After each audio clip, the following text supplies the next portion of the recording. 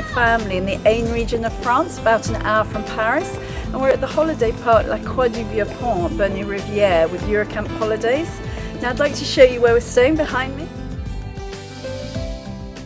Thank goodness we weren't camping in October, but were staying in one of the Eurocamp mobile homes with a fully fitted kitchen and all the comforts of home, although somewhat more compact. There's a master bedroom with plenty of storage space, a desk and even a hairdryer. Well, even when camping I like to look my best. And a couple of smaller cabin bedrooms for the children. Our bathroom was next to the master bedroom and was practically en suite. As the nights were chilly, we were pleased to find a gas fire to keep the place cosy. The park is close to the pretty village of Victorine, with a small chateau that's open in summer.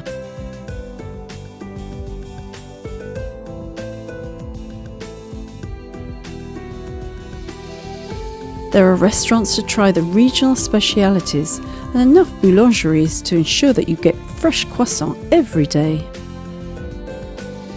Back at the park, and it's hard not to relax by the lake.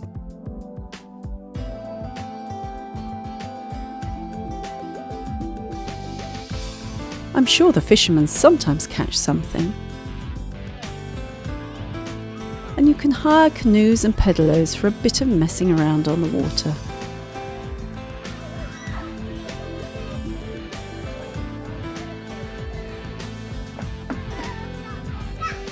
For those long hot summer days, there's a smaller lake with a sandy beach and a cafe where you can sit and watch the action. There's mini golf and endless other activities to keep you busy. If you fancy exploring further afield, the park organises coach trips to Disneyland Paris, where we had a great day packing in the rides, exploring the different lands, mingling with Disney characters and watching the final parade. We also visited some of the battlefields of northern France, such as the Canadian War Memorial at Vimy Ridge.